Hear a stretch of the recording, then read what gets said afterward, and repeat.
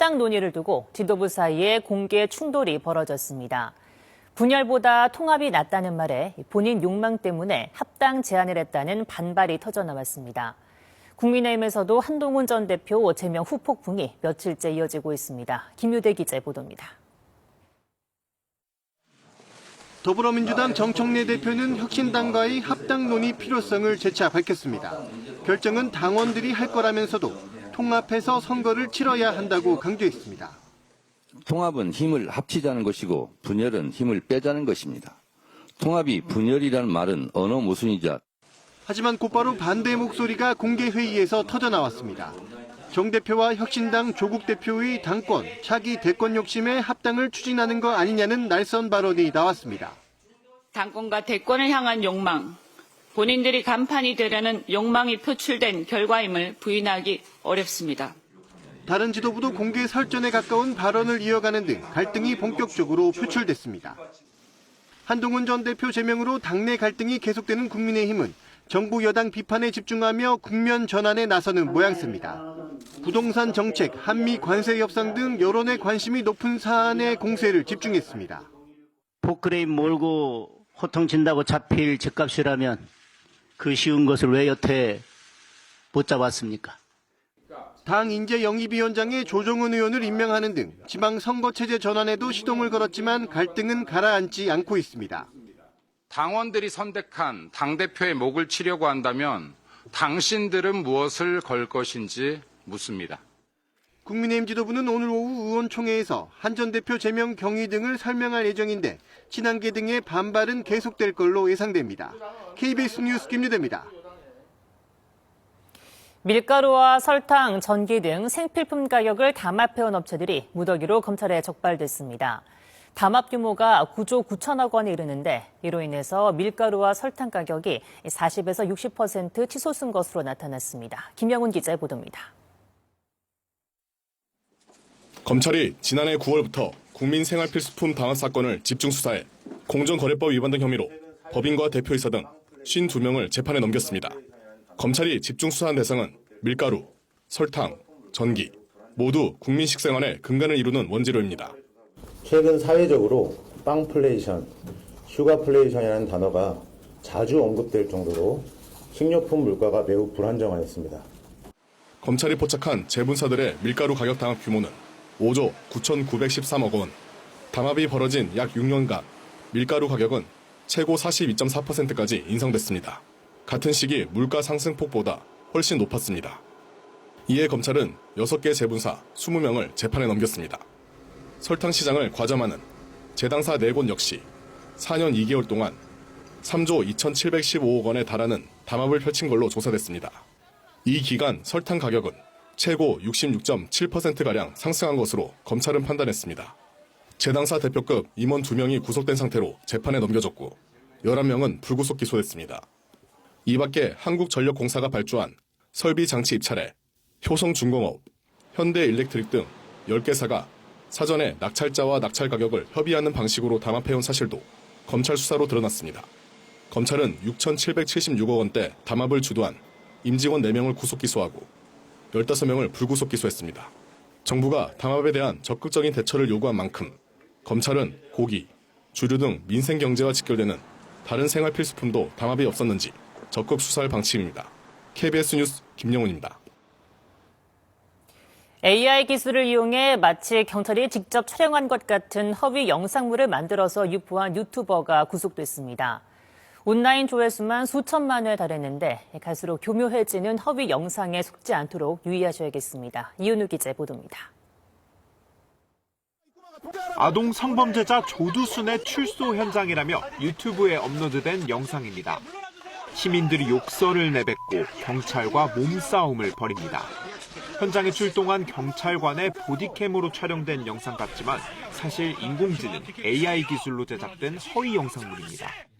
경찰은 이처럼 AI로 허위 영상물을 제작해 유튜브 등에 유포한 30대 남성을 구속 송치했습니다. 지난해 10월부터 경찰 보디캠 촬영물을 연상케 하는 허위 영상 50여 개를 제작해 유포한 혐의를 받습니다. 영상에는 아파트 흡연 신고 출동 영상, 부천역 인터넷 BJ 체포 영상 등의 제목이 달렸습니다. 영상 전체적으로 그 경찰이 현장 출동해서 이런 그 영상들을 짧게 만들어서 실제로 경찰이 공무집행을 한 것처럼 보여진. 경찰은 해당 영상이 유튜브와 인스타그램 등에서 3천만 회 넘는 조회수를 기록하는 등 시청자들로 하여금 실제 영상이라고 착각해 경찰 신뢰를 훼손했다고 밝혔습니다. 남성은 해외 유료 구독 채널을 직접 운영하며 40여 차례에 걸쳐 AI 음란물을 제작해 판매하기도 했습니다. 또 해외 선물 거래 투자 리딩방에서 홍보책 역할을 하며 3천만 원가량의 부당이득도 챙긴 거로 조사됐습니다. 남성은 허위 수익 전망을 회원들에게 공유하며 투자 손실을 유도했습니다. 경찰청은 오는 10월까지 허위 정보 관련 범죄에 대한 집중 단속을 벌일 예정입니다. KBS 뉴스 이윤우입니다. 최근 KTX와 SRT 등 고속열차가 평일에도 매진되는 일이 많습니다. 예매 전쟁이라는 말이 나올 정도인데 표를 구하지 못해서 무임승차하는 승객도 적지 않다고 합니다. 이렇게 좌석난이 심각해진 배경과 또 그 해결책은 무엇인지 성민수 기자가 취재했습니다. 금요일 오후 오송역에서 서울역으로 가는 KTX. 퇴근 시간이 아닌데도 이미 통로까지 입석 승객으로 가득 찼습니다. 표를 구하지 못해 무작정 기차에 오른 승객. 일부 구간만 발권한 승객들도 나옵니다. 오송에서는 이제 서울역까지 예전처럼 연장만 이렇게 금액이 있었잖아요. 그것만 생각을 했었는데 좀 바뀌었다 하더라고요. 수서발 고속열차 SRT는 평일 낮에도 매진이 일상입니다. 이게 새로 고침하면 가끔 표가 생기더라고요. 근데 거의 없어요. 이거 거의 운이 좋은 거예요. 거의 로또 한 2등 되는 급이라. 지난해 고속철도 이용객은 1억 1,870만 명. 1년 전보다 2.6%가 늘었습니다. 2023년 1억 명 돌파 이후 꾸준한 상승세지만 시속 300km 이상 고속선에는 2편석만 늘었을 뿐입니다. 정부는 좌석난 해소를 위해 코레일과 SR을 통합하기로 했고 다음 달부터는 KTX와 SRT가 수서역과 서울역 양쪽을 교차 운행합니다. 좌석을 더 확보할 수 있는 게 제가 볼 때는 한 2,000에서 3,000석 하루당. 그렇게 가능한 거죠. 올해 수원과 인천발 KTX도 개통을 앞둔 상황. 열차 추가 투입에 이어 장기적으로는 고속선로 확장도 시급합니다. 현재 경부선 평택 오송 간 선로는 100% 포화 상태. 기존 선로 아래로 깊이 70m 터널 공사에 들어갔지만 완공은 2028년 이후입니다. 이 때문에 탄력 요금제 등 수요를 통제하는 방안을 검토해야 한다는 목소리도 나옵니다. 수요가 몰릴 때는 더 비싸고 아닐 때는 더 싸고 가격을 좀 차이를 두는 것도 고려해 볼 만한. 여기에 장기적인 투자 계획과 10년 넘게 동결된 운임 개선에 대한 사회적 합의 도출도 미룰 수 없게 됐습니다. KBS 뉴스 성민수입니다.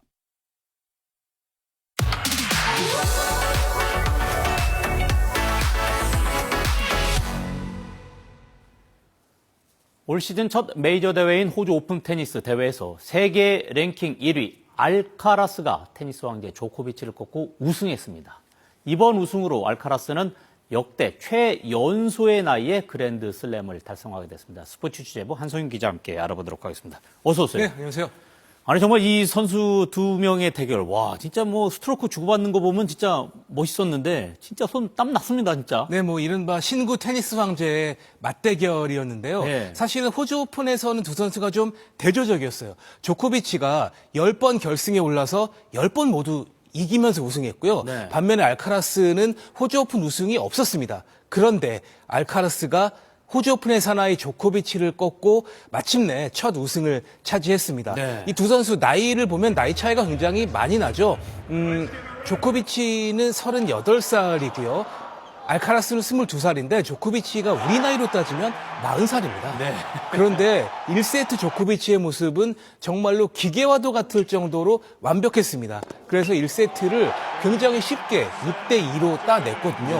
아, 뭔가 분위기가 이상하다 싶었지만 2세트부터 알카라스가 강력한 힘 그리고 스피드 이런 것을 앞세워서 이 조코비치의 기계 같은 정교함을 무너뜨리기 시작했습니다. 그리고 테니스 치는 모습을 보면 과거의 조코비치를 보는 듯한 그런 모습이었어요. 단순히 힘만 있는 것이 아니라 뭐 드롭샷 같은 것도 적절히 구사하면서 조코비치로서는 굉장히 실수를 많이 할 수밖에 없는 그런 입장이 됐고 실제 조코비치의 실수가 더 많았습니다. 네. 결국은 2, 3, 4세트를 모두 알카라스가 따내면서 3대1로 승리를 거두고 호주 오픈을 차지했고요. 결국은 이제 그동안의 그랜드슬램, 그러니까 이 4대 메이저 대회 중에 호주 오픈만 알카라스가 우승이 없었거든요. 첫 우승을 차지하면서 그랜드슬램을 달성했고 그것도 역대 최연소 22세 8개월의 최연소 그랜드슬램을 달성했습니다.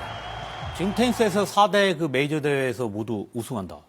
이거는 매우 어려운 일로 평가되고 있지 않습니까? 네, 탁구나 배드민턴 같은 종목과는 다르게 테니스는 코트가 대회마다 다르거든요. 그렇죠. 그것도 뭐 하드코트, 호주 오픈 같은 하드코트도 있고 뭐 잔디 코트, 클레이 코트도 있기 때문에 이것을 모두 우승하는 그랜드슬램은 그 어느 종목보다 어려운 것으로 이렇게 평가가 됩니다. 예. 사실 윈블던이라든지 프랑스 이런 데는 잔디 클레이고요. US 오픈과 호주 오픈이 하드코트인데 특성이 완전 달라서 예를 들면 나달 같은 경우는 클레이 코트의 제왕이고요. 페더러 같은 경우는 윈블던에 굉장히 강했습니다. 네. 그렇기 때문에 이 4대 대회를 모두 우승하는 선수들이 굉장히 드물거든요. 이번에 알카라스가 우승을 하게 되면서 6번째로 이 4대 메이저 대회를 우승하는 그랜드슬램을 달성하게 됐는데 달성자를 보면 로드레이버를 시작으로 안드레 아가시 그리고 페더러, 나달, 조코비치 그리고 알카라스입니다. 많은 분들이 기억하는 테니스 과거 황제 중에 샘프라스라든지 비에른 보리 이런 선수들도 그랜드슬램을 달성하지 못했거든요. 이거에 비추어 보면 알카라스의 업적이 얼마나 대단한지를 알 수가 있겠고 그 전에 알카라스 이전에는 라파엘 나달이 24세로 최연소였는데 네. 알카라스가 22세 8개월을 기록하면서 역대 최연소가 됐을 뿐 아니라 이제부터는 알카라스의 시대다라는 생각이 들 정도로 위대한 업적을 만들어냈습니다. 어떻습니까? 알카라스 이번에 우승했는데 새로운 테니스 황제가 등극했다. 이렇게 봐야 합니까? 네, 그렇게 봐도 과언이 아니고요. 실제로 지금 메이저 대회 7번째 우승이거든요. 네. 같은 나이 때 조코비치, 페더러는 한 개밖에 우승을 못했습니다. 네. 정말 대단한 것인데 하지만 여기에 시너라고 하는 라이벌이 있습니다. 이 시너와 알카라스가 최근 메이저 대회 우승을 모두 양분해 왔다. 그러니까 현재로서는 두 선수가 앞서고 있다라고 봐야 될 것 같은데요. 알카라스와 시너가 2024년부터 열렸던 모든 메이저 대회에서 두 선수만이 우승을 했어요. 네. 두 선수의 맞대결에서는 알카라스가 조금 앞서 있고 그리고 그랜드슬램도 알카라스가 먼저 했습니다만 시너 역시 조만간 그랜드슬램을 달성할 가능성이 굉장히 높습니다. 재밌는 건 두 선수가 세계 랭킹 1위, 2위이고 실력도 비슷한데 경기 스타일은 정반대라는 점입니다. 네. 이른바 창가 방패라고 해도 좋을 정도로 알카라스는 화려한 공격을 자랑하는 선수이고요. 그리고 시너는 굉장히 안정적인 플레이, 그러니까 굳이 따지자면 공격보다는 수비에 가까운 선수다. 이렇게 봐야 될 것 같습니다. 그동안에 페더러, 나달, 조코비치 이 선수들이 한 15년 이상 세계 테니스를 지배해 왔거든요. 그런데 조코비치는 아직 현역에 있습니다만 이제는 그 빅3 시대가 완전히 저물었고 이 두 명의 태양이 동시에 있다라고 봐도 되는데 그중에서도 알카라스가 가장 빛나는 태양이다라고 말씀드릴 수가 있겠습니다. 지금 그럼 한 기자 얘기대로라면 알카라스와 시너가 지금 세계 1, 2위고 또 젊고 실력도 좋은데 그렇다면 조코비치 입장에서는 참 이 틈이 매우 좁겠습니다.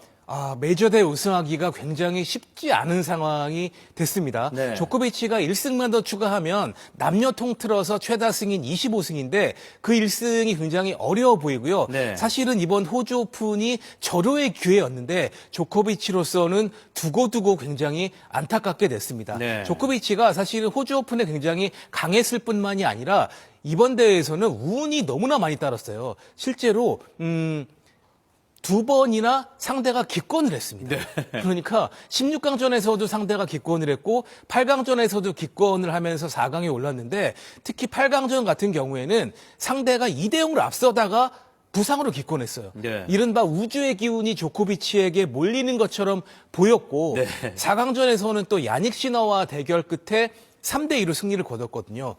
그런데 결승에서 알카라스의 벽을 넘지 못했고요. 이것이 말해주는 바는 뭐냐 하면 한 대회에서 시너나 알카라스를 한 번은 조코비치가 이길 수 있지만 2번 모두 꺾고 우승하기는 쉽지 않다. 아하. 그렇기 때문에 메이저대회 우승 전망이 좀 어둡다라고 볼 수 있는데 예. 그래도 조코비치가 가능성이 있다면 알카라스나 시너 중에 한 명이 뭐 8강 이전에 뭐 탈락하는 이변이 벌어지게 된다면 조코비치에게도 기회가 찾아올 수는 있습니다. 그렇겠네요. 조코비치가 지금 24승이거든요. 이제 1승만 더 거두면 남녀 통틀어 최고 우승을 달성하면서 뭐 조코비치는 올림픽도 우승했기 때문에 이룬 것을 다 이뤘습니다. 마지막 메이저대회 우승 하나가 필요한데 네. 그러기 위해서는 견고한 알카라스와 시너의 벽을 넘어야 하는 그런 과제를 안게 됐습니다. 네, 그렇군요. 조코비치의 다음 경기 기대됩니다. 오늘 여기까지 듣도록 하겠습니다. 지금까지 한성윤 기자와 함께했습니다. 고맙습니다. 고맙습니다.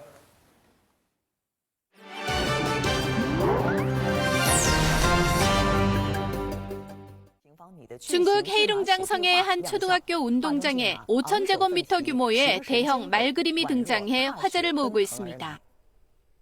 영하 20도의 혹한 속 하얀 눈으로 덮인 운동장 위에 거대한 말 한 마리가 모습을 드러냅니다.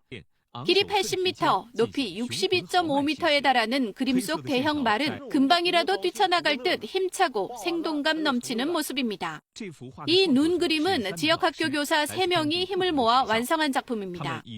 교사들은 드론을 활용해 전체 비율을 수차례 점검하며 윤곽을 잡고 생수병을 개조해 붓으로 사용하는 등 기발한 아이디어를 동원했습니다. 将近5000平方米，确实很费劲儿。从打底稿到上色呢，特别是用无人机来协助我们看画面，做到反复修改。 3명의 교사는 나흘에 걸친 작업 끝에 이 대형 작품을 완성했습니다. 교사들은 새해를 맞아 성취감과 희망이 더 많은 사람에게 닿기를 바란다는 뜻을 말그림에 담았다고 전했습니다. 군마현의 한 온천여관에서 17살 여고생이 주인으로 나서 화제가 되고 있습니다. 군마현 다카사키시의 한 온천여관입니다. 이곳의 주인은 17살 구학고 유나양. 방송통신고등학교에 다니며 가업인 온천여관을 운영하고 있습니다. 하루 일과는 청소로 시작해 예약 접수와 객실 관리까지 직접 챙깁니다.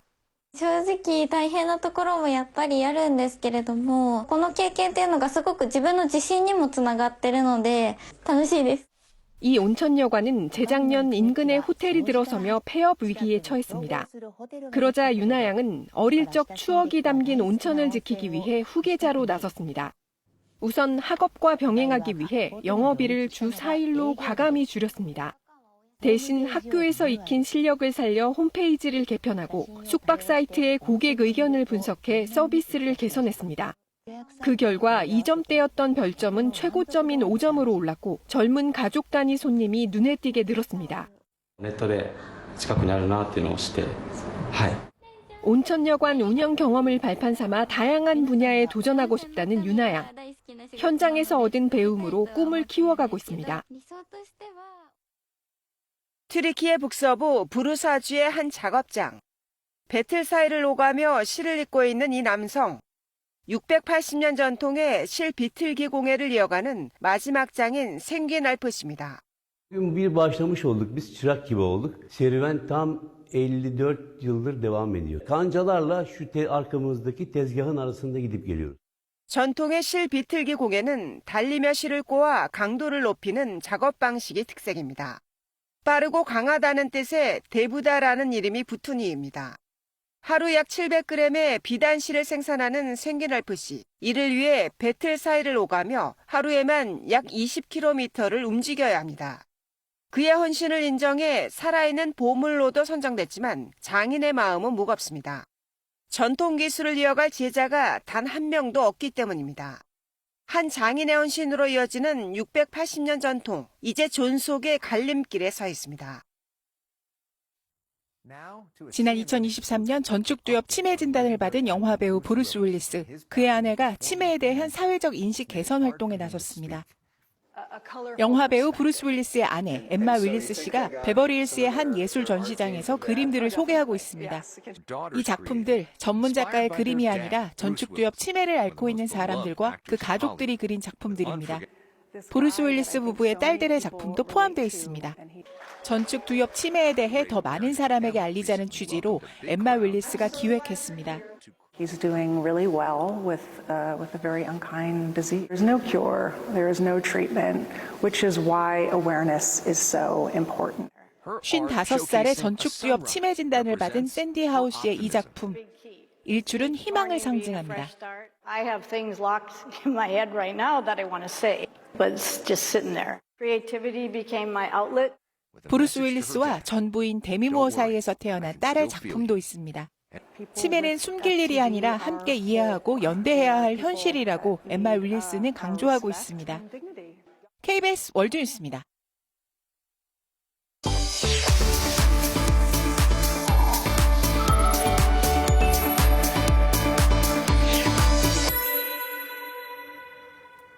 생활 뉴스입니다. 위암이 다른 곳으로 전이까지 된 위암 4기 진단을 받으면 절제 수술이 어렵다는 게 일반적인 평가였는데요. 위암 4기라도 전이가 심하지 않으면 수술로 생존율을 높일 수 있다는 국내 연구 결과가 나왔습니다. 자세한 내용 박광식 의학 전문 기자가 보도합니다. 김경란 씨는 3년 전 암세포가 림프절까지 퍼진 위암 4기 판정을 받았습니다. 위암 4기는 절제할 범위가 넓어 수술이 어렵다고 알려져 있습니다. 하지만 김 씨의 상태를 면밀히 분석한 의료진은 고심 끝에 수술을 진행했습니다. 수술은 성공적이었고 김 씨는 항암 치료를 병행하며 별탈 없이 지내고 있습니다. 처음에는 손을 못 댄다고 얘기하셨어요. 했는데 올 때마다 많이 좋아졌다는 거예요. 그래서 깜짝 놀랐어요. 아주대병원 등 국내 병원 5곳에서 위암 4기 환자 980여 명을 분석한 결과 일부 전이가 있더라도 위 절제술을 받은 환자는 그렇지 않은 환자보다 5년 생존율이 10% 높았습니다. 간이나 원격 림프절로 암세포가 전이됐더라도 수술을 받으면 생존율이 8% 높아졌습니다. 수술로 암덩어리의 크기가 줄면서 암세포의 활동성이 낮아지고 이어지는 항암 치료가 더 큰 효과를 거둔 걸로 분석됩니다. 수술 이후에 충분하게 항암 치료를 계속 지속할 수 있고 받을 수 있는 그런 능력을 크게 잃지는 않는다라는 결과를 보여줬기 때문에 가능한 절제할 수 있는 전이 병명까지도 같이 제거를 했을 때 더 생존율 향상에 더 도움이 된다라는. 위암이 많이 진행됐더라도 전이 정도와 환자 상태에 따라 맞춤 치료 전략을 세우면 암을 극복할 가능성이 높아진다고 의료진은 설명합니다. KBS 뉴스 박광식입니다. 경기도 화성특례시가 오늘부터 만세구와 동탄구, 병점구와 효행구 등 4개 일반구 체제로 공식 출범합니다. 화성시는 인구 100만이 넘는데도 읍명동 체계로 운영돼 왔지만 지난해 8월 행정안전부가 일반구 설치를 승인하면서 4개 구가 출범하게 됐습니다. 기존에는 주민들이 각종 인허가와 세무 업무 등을 보기 위해 1시간 이상 걸려 시청까지 가야 했지만 구청 4곳이 동시에 생기면서 30분 행정생활권을 갖추게 됐습니다. 금융당국이 인공지능을 활용해 주식시장과 가상자산시장의 불공정 거래를 잡아냅니다. 금융위원회와 한국거래소는 내일부터 AI가 주가 조작 등 이상거래 의심 종목을 찾아내는 이상거래 탐지 AI를 가동한다고 밝혔습니다. 또 금융감독원은 가상자산 매매 분석 플랫폼인 비스타의 AI를 활용해 시세 조종이 의심되는 거래 구간을 초단위로 적발하는 시스템을 도입할 방침입니다. 지금까지 생활뉴스였습니다. 네, KBS 우리 시대 영화 소개해드립니다. 무능한 공권력과 그 틈을 타서 활개치는 범죄자, 그리고 그를 쫓는 도덕적이지 않은 영웅, 이런 누아르적인 요소를 품은 범죄 스릴러 영화 추격자입니다. 한국형 스릴러물의 완성도를 높였다는 평가를 받고 있는데요. 이정은 기자가 소개해드립니다.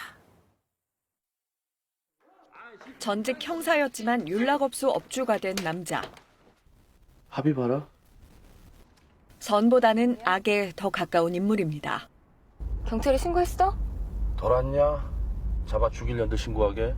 걔들 도망간 거 아니라니까? 오빠 형사였다며. 종업원들이 잇따라 사라지자 추적에 나서고. 4885. 들어봤는데. 4885요? 진짜 악인과 마주합니다. 차 빼라고! 차 빼! 야, 4885. 너지? 연쇄살인범 유영철 이야기를 다뤘습니다. 단순히 모티브를 얻은 게 아니라 화가 났었고, 그래서 그런 일이 만약에 있었다면 이렇게까지 상상할 수 있는 이야기가 펼쳐질 수 있다. 24시간 추격이란 설정에 두 배우의 연기력까지 더해지면서 알았죠? 아니라니까요. 안 팔았어요. 죽였어요. 뭐? 아니요. 관객들은 손에 땀을 줄 수밖에 없습니다. 분위기를 만들어주니까 저나